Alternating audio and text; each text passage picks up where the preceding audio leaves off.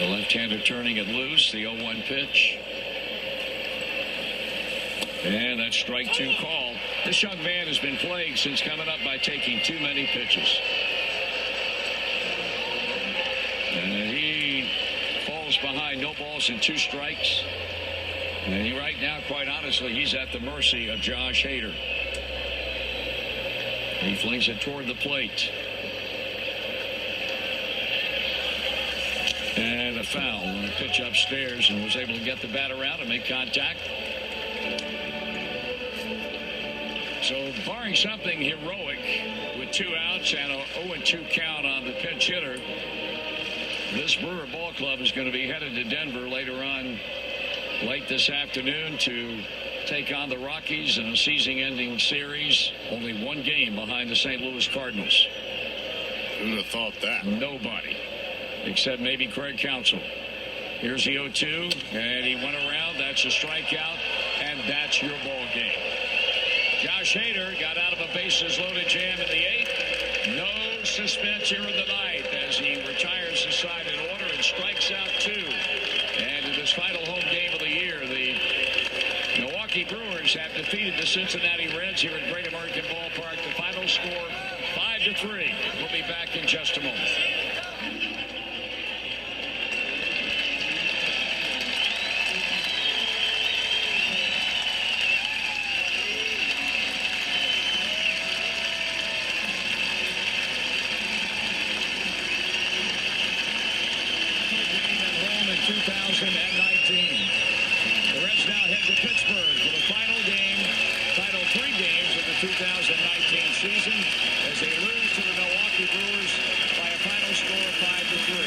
This is Marty Brenneman reporting.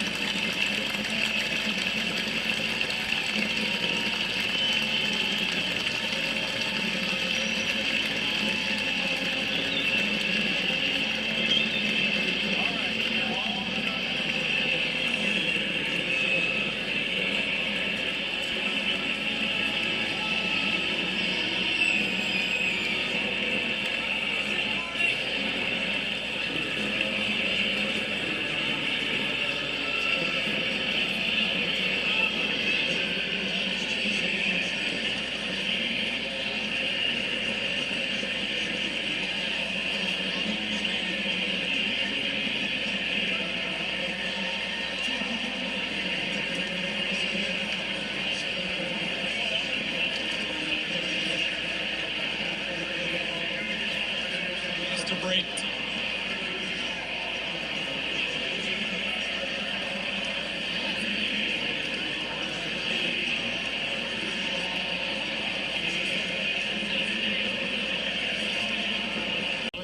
I don't feel like that all the hullabaloo that has been created over me retiring has been misplaced. I feel like the people that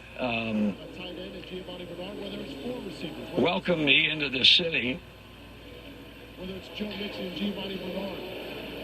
When I came in 1974 and have maintained that love and affection through all these years, they're the ones that I should be giving back to rather than they give to me. This has been almost a real day for me today, getting up and thinking about broadcasting my last baseball game, which at times was almost incomprehensible to me. It was hard for me to come to grips with that part of it, but the retirement thing was an easy thing for me to do because there are places I want to go and things I want to do with Amanda, and I'm healthy, and but that doesn't make the departure any less easy, or any more easy, I should say. There are people hanging around here. God bless them. I'll be on the field shortly, and I'll be able to talk to some of these people up close and personal. But, you know, this city, once they decide that you're one of theirs, being the most provincial city I've ever lived in, once they decide that you are one of them, if you come from the outside, it's going to take a while because they are very protective of their city and very protective of people that they feel like is one of them. And when they felt that way for me, and I can almost pinpoint the time it happened in July of 74, it's almost like if you and I are brothers, and I can call you the vilest names in the world, but that guy standing next to you can't. I can do it, but he can't. And I think that's the way it is to have lived in this city all the time that I have, and to have made all the friends that I have, and have been a hand in raising 3 kids through 3 marriages, and never, ever lessen my love for this city in any aspect of it. And I'm proud to say that I'll be here until the day that they pass muster on me for the final time. I'm proud to say I'm a Cincinnatian. And for those who are here today, and for those who are listening wherever they might be, just know how much you're loved. And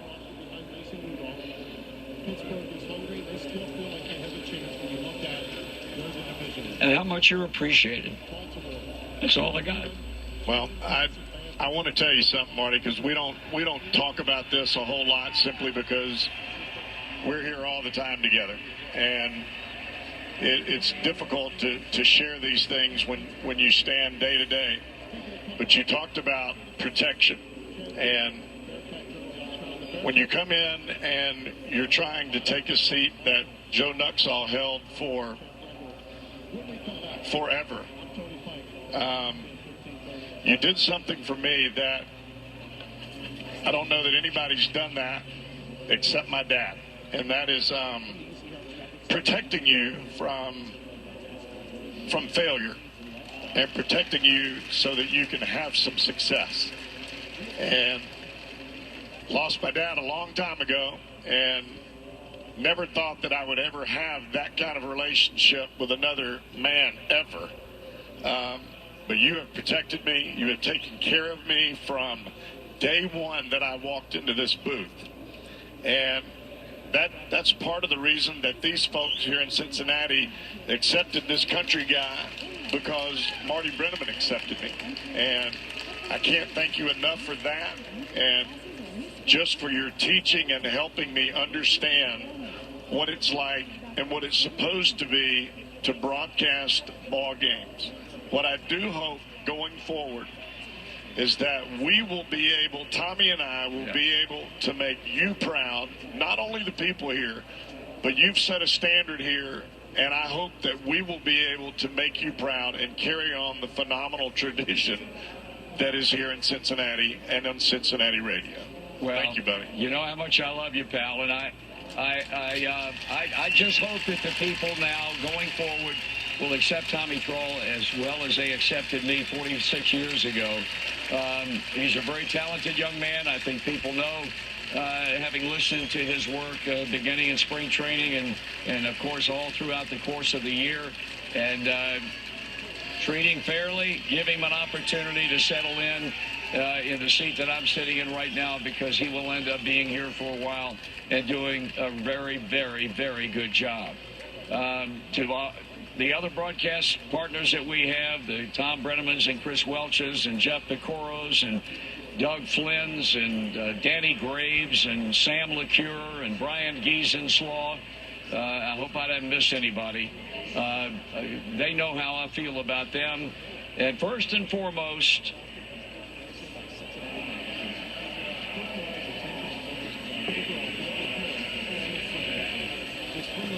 the guy sitting behind me. All the years that Dave Armbruster and I have been together, over 25 years, and when I make the comment periodically that he's our mentor and spiritual leader, and people get a laugh out of that, but there's much more truth to that statement than not. I would not know how to operate consistently at home without him being with us and taking care of all the problems. I say all, they're rare, but when they crop up, he handles it with the same calm, placid attitude that he has about everything else. He injects caustic comments into situations when we turn around and tell him to keep quiet, and he gives it back to us. I've never been around a fellow so adept at what he does and has blended in so well with the fabric of this radio booth, beginning in the days when Joe and I were together, and more recently with Jeff. I just can't talk enough about the affection that I have for Dave Armbruster. We call him Yid, and I'm going to miss him as much as I miss anybody when the 2020 season gets underway. And Yid, I thank you for your friendship, and I thank you for the work that you've given us for all of these years. I'm going to be on the field in a moment. I'm going to be visiting with the fans who have hung around this afternoon. I look forward to seeing you. Again, I appreciate your love. It's a two-way street, and hopefully we'll see each other down the road, because Amanda and I are not going anywhere. We'll be in and out of town, but I have too much invested in this city to pull up and leave like other people have done in the past. I don't anticipate and never expect to live anywhere else but this town. Because of how wonderful it has been to me and my three kids and my grandkids. It's just a very, very special place. And I hope that all of those listening and those who are in the ballpark listening to our comments understand it with the passion that I try to portray about this town. Gentlemen, I'm good to go. Jeff, I love you. I love you too, buddy. Yet, I love you. Tommy, I love you. My kids are in here. It couldn't be any better than this to have my whole family together. And if you see me out and about in the town in the days and weeks and months and years to come up and say hello, and we'll chat a bit. Tommy, back to you. So that was Marty's final farewell on the radio, but not his final farewell to you, the fans. He is heading down to the field, and we will have the entire ceremony live for you right here. So stay with us. More when we return. Jeff Brantley making his way down, seeing all the fans as he gets to his seat, too. All the broadcasters will be down there, with the exception of the two of us up here, but they'll all be down there on the situation. It is just a great occasion here, and this isn't the end of Marty. He's going to be an ambassador for the Reds. He's going to do the Caravan next year. He's going to do his golf tournament. He'll be around and go speak to all these clubs and stuff, a lot like Gordy Coleman did a few years ago.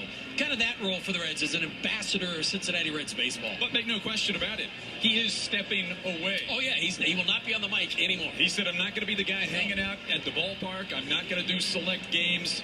Retirement for Marty Brenneman, he expects, will be an actual retirement. As you see, some of the Reds fans just soaking things up on the field. And listen, the weather that we always worry about on opening day or for big events like this, spectacular. Couldn't have been better. But Marty said 2 days ago, yesterday, that this would be the toughest day of his life. Yep. And we saw the tears in that final sign-off, the tears that we didn't hear during the broadcast today.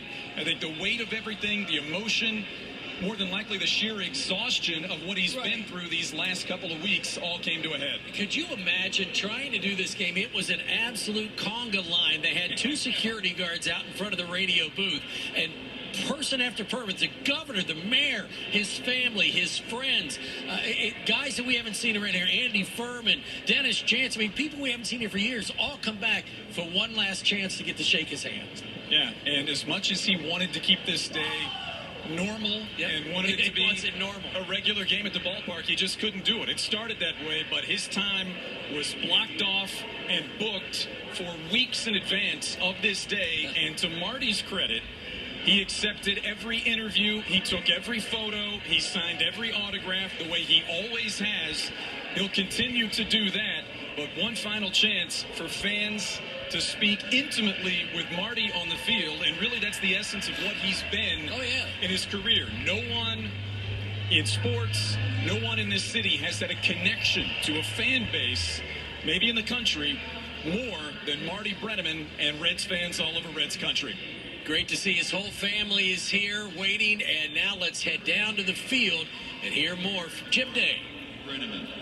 And those listening on the radio, watching on television, one final goodbye, at least as a broadcaster, for the guy that's been the soundtrack of our summers, in many ways the soundtrack of our lives.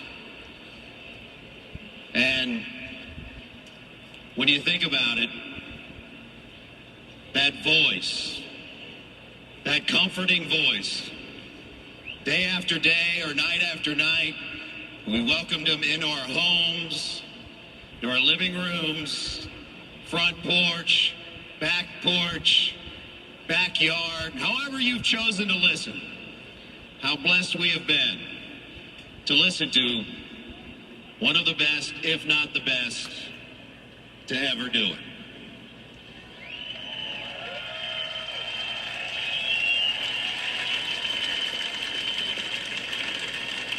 He's the voice of the Reds.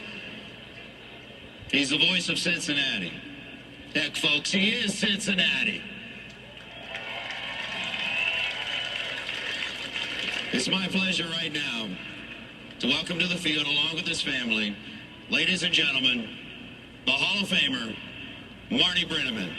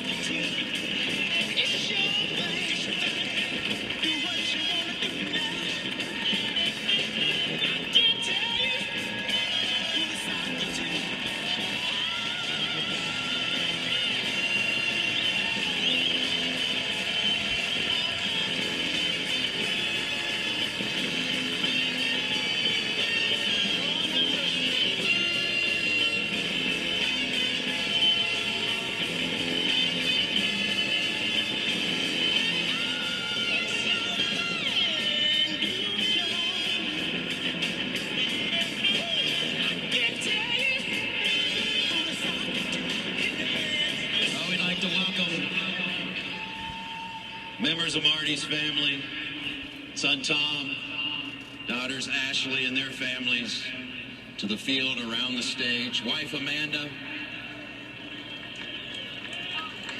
And we'd like to welcome dignitaries joining us on the field from 700 WLW, the Nuxall family,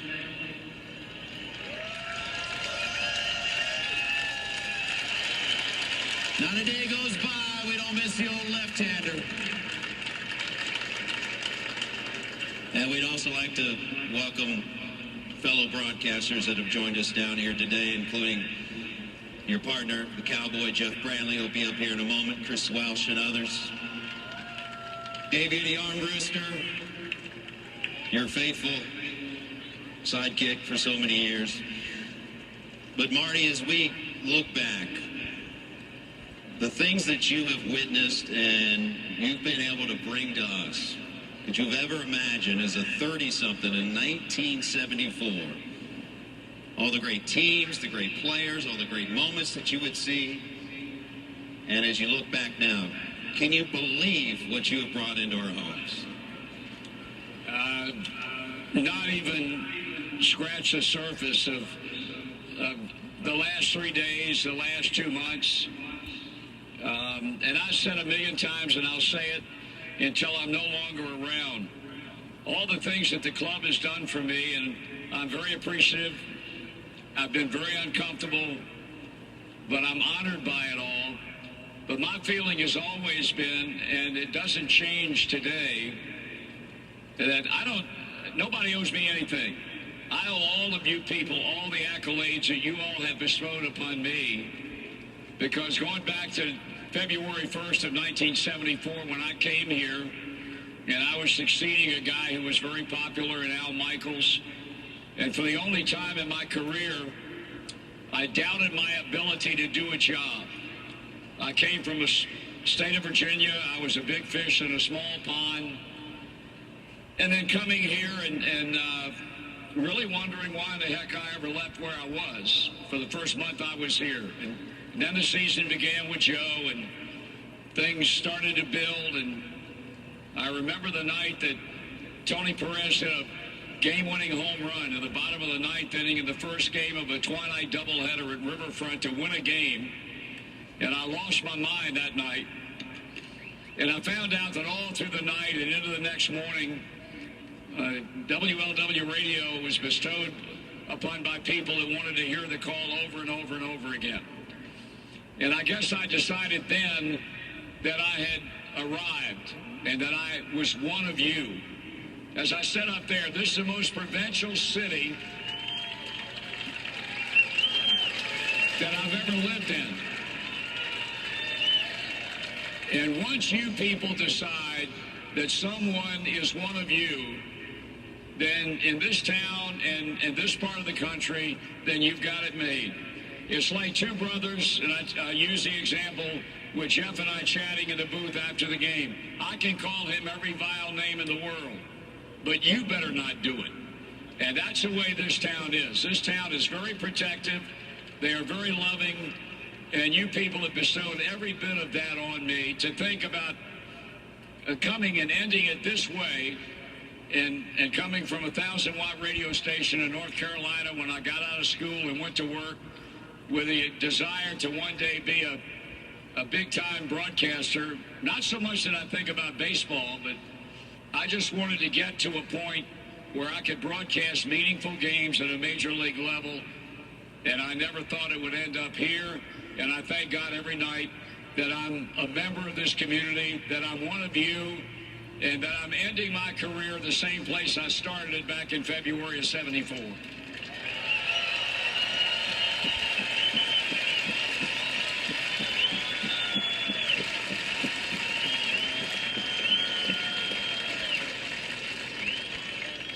You have not protected me from the vile words. Well, now, on a lighter note, why don't you tell these folks that the thing I've asked you to talk about all the time, and, you know, my omission up there and talking about my broadcast partners, and I left you out. I know, I did notice. And believe me, that was a major faux pas on my part, because you and I have gotten closer and closer and closer over the years. But just give them a little deal about what you have said a million times by way of listening to me, and then, well, you know what I'm talking about.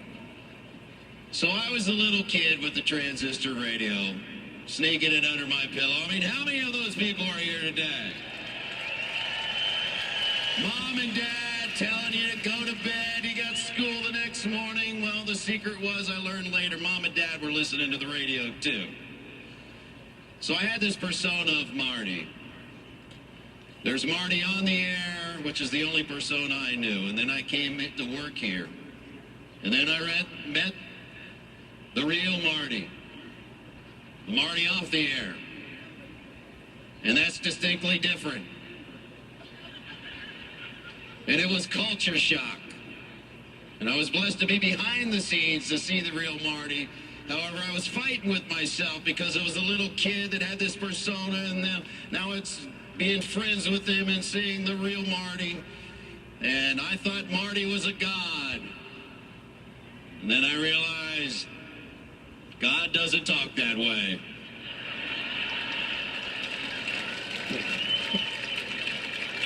That's the best. That's the best. As you look around today and look at all these thousands of people, the mayor proclaimed it Marty Brenneman Day in the city of Cincinnati. Gave you the key to the city, for goodness sakes. Deservedly so. There have been countless that have reached out of late this week, and I'm talking some big names. Have you been overwhelmed by those that have reached out? Yeah, I've heard from people that I haven't heard from in forever. Driving down to the ballpark today, and I relayed it on the air, I got a call from Joe Girardi. And Joe brought me to tears driving down to the ballpark by the things that he said to me during our conversation. It's something he didn't have to do, and I'll always be indebted to him for making that call. I got a call today from a guy by the name of Hubie Brown. Does anybody, if you know who Hubie Brown is, raise your hands. I haven't seen Hubie Brown in 30 years. Hubie, of course, was an outstanding NBA coach, an ABA coach, and one of the great basketball analysts in the history of NBA TV. And I talked to him while I was in the press dining room, and he congratulated me and reflected back on our years when he was coaching the Kentucky Colonels and I was doing basketball with the Virginia Squires. And so it's been calls like that. Al Michaels sent me a video.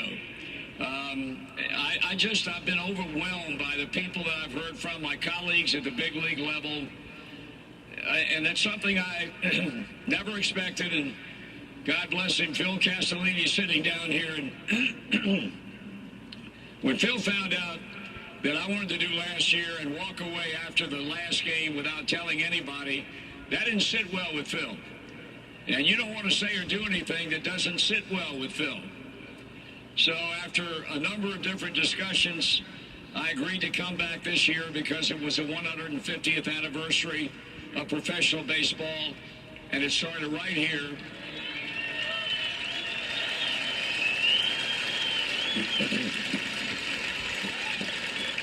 And so I agreed to come back this year, and I thank you for verbally abusing me and talking me into coming back, because it's been an unforgettable year, and today will be a year that will stand out for the rest of my life, and I thank all of you people for that.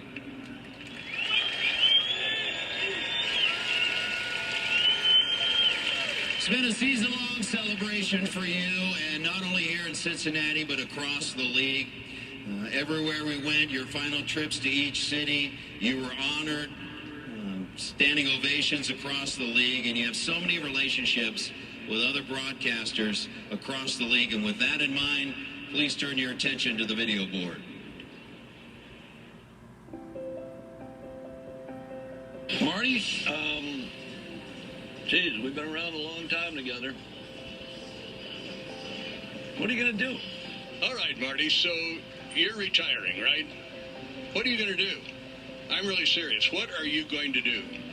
Marty, it's still astonishing that in your first half inning of play-by-play as the voice of the Reds, you called home run number 714 for Henry Aaron. It was against Jack Bellingham at Riverfront Stadium, opening day, 1974. And you know what? It's a darn good call. For a guy just beginning his big league career, an amazingly good call. But maybe that was an omen that you would go on to have such a brilliant, long career with the Reds. Years ago, I went to Boston and did Red Sox games, which was a big boon to my career. The guy who hired me, a guy named Joe Scallon for the radio station there, also owned WLW in Cincinnati, and the guy he actually wanted was you. He wanted Marty Brenneman to become the new radio voice of the Red Sox, and you turned him down. You stayed in Cincinnati, and for that, I'm eternally grateful. Well, as they used to say of Vin Scully in L.A., everybody has a Vin Scully story, and I know everybody has a Marty Brenneman story. Mine took place in my first year with the Cubs in 1998. I was following my grandfather, was scared to death, and at Old Riverfront Stadium, Marty, you were kind enough to grab me before batting practice and drag me under the tunnel. You said, "Come here, I need to talk to you." And I thought, oh my God, what have I done? Have I done something wrong? And you were kind enough to pull me aside and say very simply, I know how difficult this job is going to be for you. Following your grandfather, Harry Carey, in Chicago is an impossible task. And you were kind enough to say to me, if you need anything, you call me. That meant the world to me. Hey, Marty, I've got to thank you once again for convincing me that you and I and the rest of the radio play-by-play announcers are not indispensable. I was working every game, as you did for many years, until you told me the story of Vin Scully telling you that, do you think they can't play without you? And you got through to me, and ever since then I've been taking games off, and as a result, I'll probably have a longer career than I otherwise would. I'll tell you what, when you get bored, why don't you come out here to Kansas City? I will treat you to some really, really good Kansas City barbecue. Deal? Anyway, congratulations, pal, on a great career. Your retirement, I know it's probably a tough thing to do, but from me to you, been a great friendship. I've enjoyed it. I hope you have too, and I hope you enjoy your retirement along with Amanda and the rest of your family.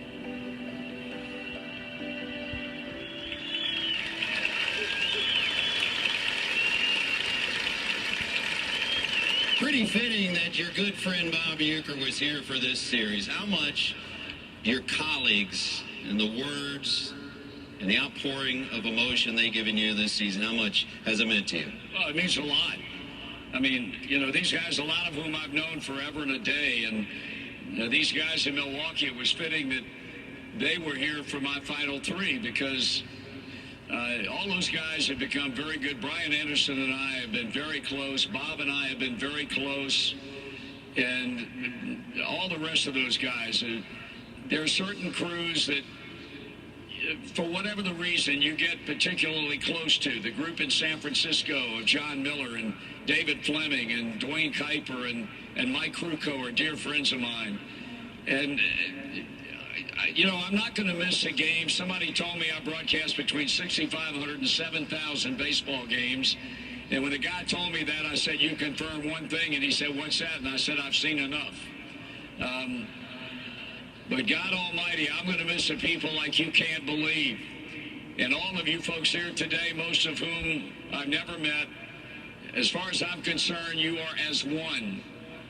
Because you're the folks that listen to the broadcast. The 31 years that Joe and I were together, which were the most special years of my career. And then for the last 13 years with Jeff, I can't put into words how much it's meant to me to work all these years for people that you really like. You truly like and you'd go to war for. Like this guy here, and like Chris, and all the other guys that are members of our broadcast crew. We are a fraternity. We're a brotherhood. That's a brotherhood that I'll be on the outside looking in on from now on. But at the same time, the friendships will not diminish over time. I'll be in touch with all of these guys on a regular basis. I'll sit home on a given night, and I'll text my son Tom, and I'll text Chris and say something that they said about how stupid that comment just was. They've grown used to that, and they blow me off now. You can't imagine the vile things they text back to me when I'm watching and I'm not home.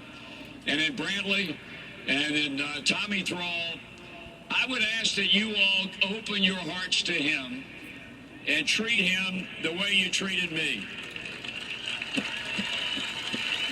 He's a very talented young man, and if you give him a chance, he's going to be a fixture of this town, I think, for a long, long time. All right, let's hear from some fellow broadcasters. Let's bring up the Cowboy, Jeff Brantley, and son, Tom Brenneman. The Cowboy.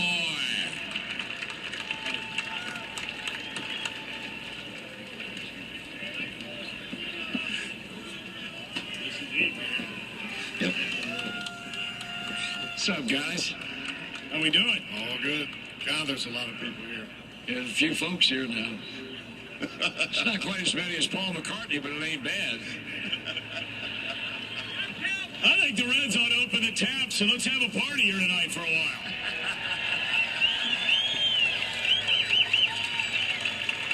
You buying? No, Phil is. He already said so. Tom is a son and fellow broadcaster. I know this is a tough day for the family. It's a celebration, but it's a tough day as well. What are your thoughts right now? Not a tough day. It is a celebration. I think for a lot of us that were hoping he wouldn't retire, and I don't think I was the only one that tried to talk him out of it. And kind of felt like, well, maybe he'll do 120 anymore, maybe do 25 or 30. But as we like to say among us, he was D-U-N. Done. And I'm just thrilled to death for him. I'm proud of him. I had a friend of ours, a common friend of ours, whose father worked in a factory his whole life, many, many years ago. Poor health. Was basically shown the door of where he worked. And this guy was trying to tell me that story to tell me, hey, look, if your dad's ready to go, celebrate today. Thank God he's healthy. And B, he works for incredible people that have let him do his job for a long, long time. And if he wants to go out this way, God bless him. And let me tell you something. and then I'll shut up. I say this not as a son, I say this as a colleague who's in the constant chase, like the greyhound for the rabbit, of trying to be as good as him. Ain't gonna happen. You can sure keep trying. But the point I'm making is this. Right now, at 77 years old, if you had to turn on one guy to listen to Game 7 of the World Series, radio play-by-play, nobody in the same league with this guy right here.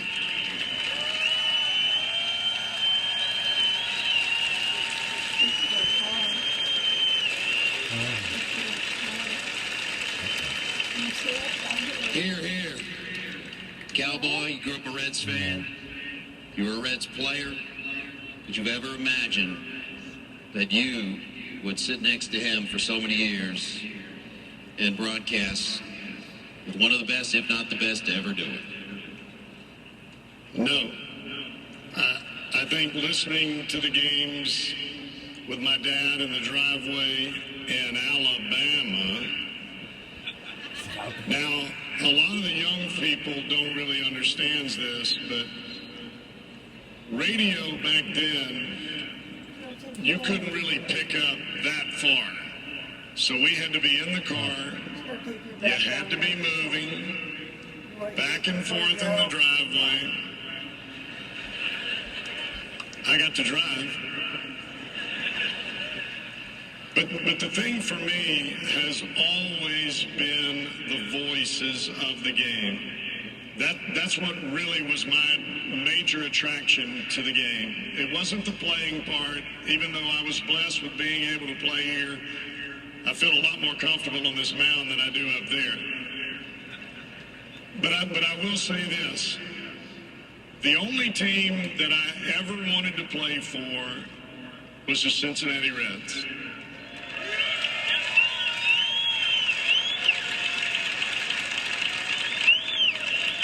Being an Alabama boy and going to San Francisco, oh man. It is a culture shock, all right. But now here I am. I'm getting to sit by, in my mind, the greatest broadcaster that's ever sat behind the mic.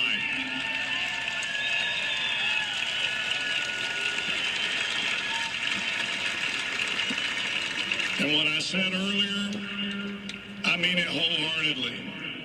When you're doing something that you're not comfortable with, you need protection. And Marty protected me from day one. Taught me from day one. Those are the things that dads do for their kids or for their boys. Because you always want to make sure that your child grows up with some confidence. Well, he's given me great confidence up there, and I owe it to this man. Thank you. Ladies and gentlemen, please give it up for Tom Brenneman and the Cowboy, Jeff Bradley. Gentlemen, thank you.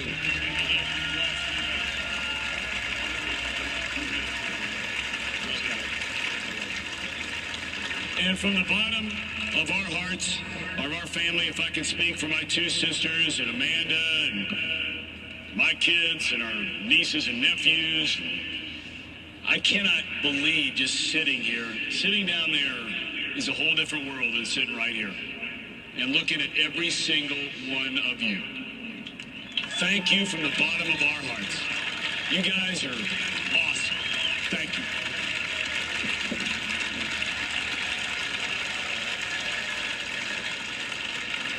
Tell you what, for someone that has sat in the chair to have to fill in for these two, tough acts to follow. You can handle it. No, you have set the standard, and it's been beautiful. Now, speaking of setting the standard, we mentioned of the great players that you've been able to call play-by-play for, Hall of Fame players. In fact, we've got a message from a couple right now. Hi. Hi, this is Joe Morgan. I just want to say congratulations to Marty Brenneman for having such a fabulous career here in Cincinnati and being a part of the Big Red Machine. Unfortunately, I can't tell you a lot of the stories I know concerning Marty Brenneman, Pete Rose, and I. We had a fabulous time together over the years. We'd go to dinner after the game each night, and we just had some wonderful stories that we shared with each other. Congratulations to Marty. It will be unbelievable for me to watch a game and not hear that this one belongs to the Reds, because that belongs to Marty Brenneman. Hey, Marty, congratulations on a wonderful career you've had here in Cincinnati. You've entertained millions of us fans for many, many, many years, and we're going to miss you, okay? We're going to miss you at the ballpark. We're going to miss you on our radio. We're going to miss you on the road trips. We're just going to miss you because you've been so important to this organization and to this city for such a long period of time. We go back a long time. Good times, in between times, bad times. But it's all come out being okay. You're going to enjoy your retirement. You and Amanda probably play golf every day in Florida while we're up here shoveling snow.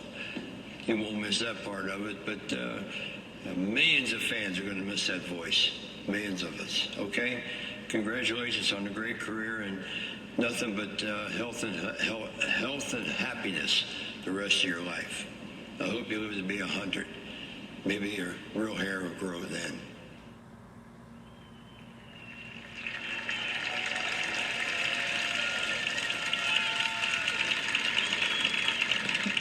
I know those are two of your best friends on the planet to this day.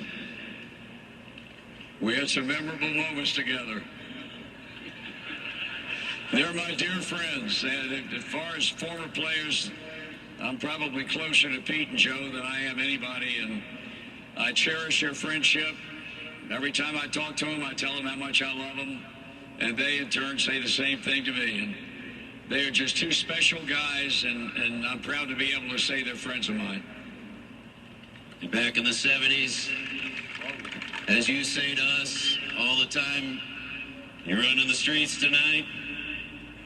It was you, Pete, and Joe running the streets. Well, the only thing I can say is that with 2 outs in the 9th inning, we got our track shoes on. Ready to rock and roll. Next year is going to be special. You were turning the page on your broadcast career. But ladies and gentlemen, come April, we're going to induct this guy into the Reds Hall of Fame.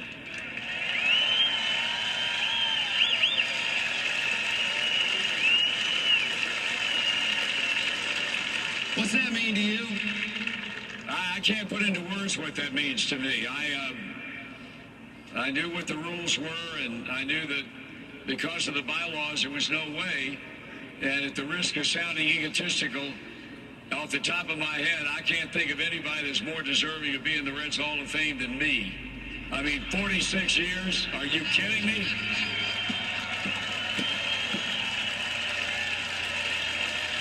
And thank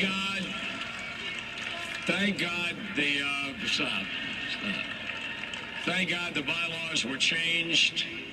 It's going to be such a special weekend in late April for me and my family.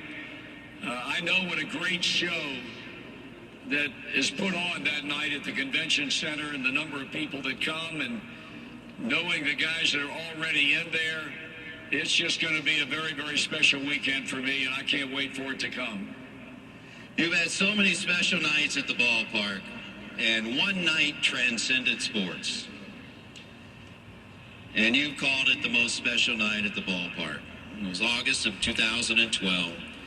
On just a friendly wager, you said that if the Reds would win 10 straight games, that you would shave that hair. The famous poofy-haired fancy boy. It would be gone. The mane would be gone. You lived up to your word, and then something really, really special happened. Check out the video board.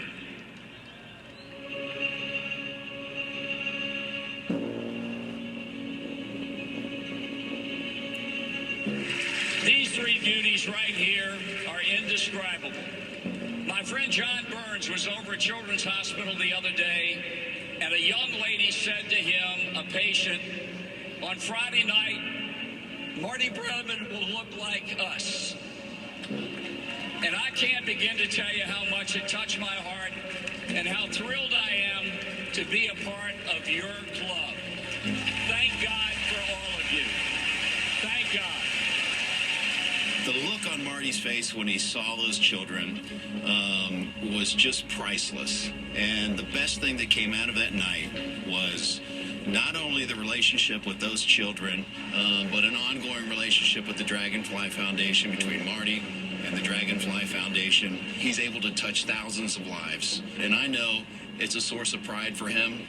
And he says to this day, if it's not the greatest moment at the ballpark, it's one of which. And you're talking about 46 years of a Hall of Fame career. And for it to touch him that much, it was a great night. It was one of the most special nights. And I can't believe I was just even a small part of it. When I was at CBTS, and we were a big sponsor of Reds Fest, and I would get a room next to the players where the Dragonfly kids could go, because a lot of the kids, because of their compromised immune systems, couldn't be in the general population. And so the Reds and Phil Castellini was, incredibly generous. And then I remember Marty being in there and every year playing with the kids, climbing under the table, chasing them, and them chasing him. And Marty, has become sort of the spokesman. But as Marty has adopted it, it seems as though so has the team and all the things that they do around it. Thank you, Marty, so much for treating my children like kids and not like patients in a hospital room, inviting them into the booth and letting them enjoy ice cream, and even taking care of them so much that you would wipe their faces clean. Thank you, Marty. Thank you, Marty. Marty, congratulations on an amazing career in the booth. You are known for your voice, but to us, it is your heart of gold that has made a lasting impact on others. Thank you for everything you have done for Dragonfly. On behalf of our entire Dragonfly family, congratulations, and we love you.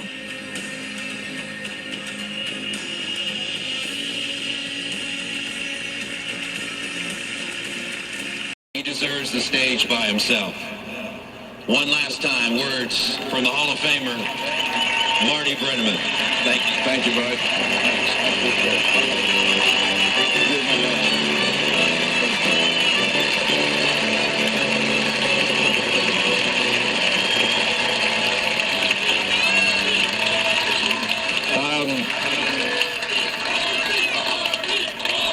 I got a few comments to make.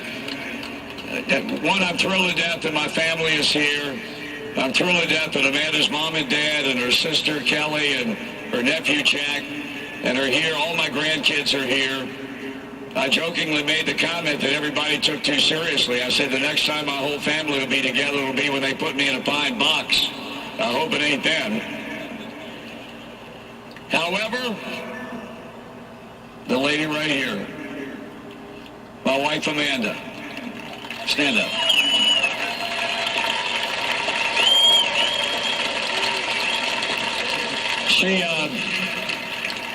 She's been everything to me. We're 30 years difference in age. We had the same birth date, so I knew it was meant to be. And every day I wake up and she's doing more and more and more things for me that she really doesn't have to do. She's been a wonderful companion. She's traveled with me almost without exception. And now, as I retire, we're going to spend even more time together, and that's going to be a bigger adjustment for her than it will be for me. I truly believe that if I were single, this time would have never taken place. And it's not because of anything she has said and done. She said 1,000,000 times, if you want to work until you're 100 years old, you work until you're 100. If you want to retire, you retire. So I did this of my own volition, but the fact that she's my best friend and my partner had a lot to do with it, because we have places we want to go and things we want to do, and thank God I'm healthy enough to be able to do them. Thank you, honey. I love you. And last but not least, Kevin and Bonnie are here, and it would not be complete without you two. I hope you know that the 31 years that I spent, Ken, with your dad, there was nothing more special. And the thing I learned from him, and the way he welcomed me, and he could have made it very difficult for me when I came here in 1974, but he welcomed me in, and it created inroads for me immediately that might have been tougher to travel had he not embraced me the way he did. And the longer we went together, the closer we got. So close, as I've said a million times, that I could stop a sentence in the middle of it and he could finish it. We used to get mail addressed to Marty and Joe, Cincinnati, Ohio. No address, no nothing. They knew where to send it. And what these two folks have done, with the help from a lot of people, but they've spearheaded the ability to extend and keep fresh the legacy that Joe set of offering scholarships to young kids coming out of high school that might not have been able to afford it, to deal with special needs children, and it's an ongoing project. So I hope you guys know how much I love the Nuxall family, how much I love you, Kim, and you, Bonnie, and your brother, Phil, and certainly your mom, Donzetta. The family has been wonderful to me, and your old man was absolutely the living, breathing best. Thank you very much.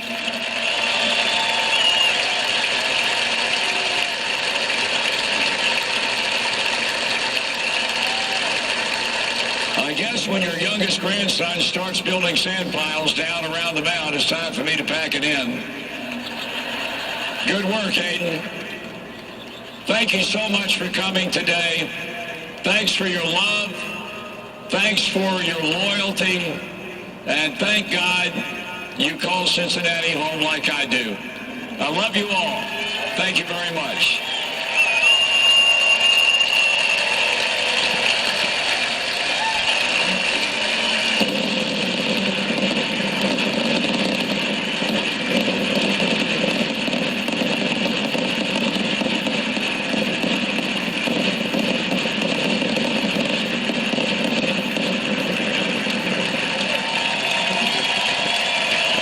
He may not have been born in Cincinnati, but he is a Cincinnati and through. And I think he let everyone know how much this city means to him and how much the people of Cincinnati means to the Brenneman family.